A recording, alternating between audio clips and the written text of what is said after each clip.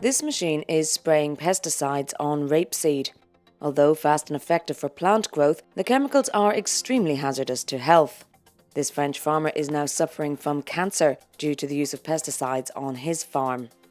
Pesticides are found everywhere in fruits and vegetables and, according to reports, even in babies' nappies.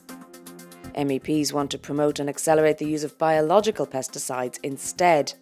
We use too much of ordinary commercial pesticides, which are chemical, which are mostly dangerous. These chemicals were designed to kill living subjects, and they are causing damage on our health as well.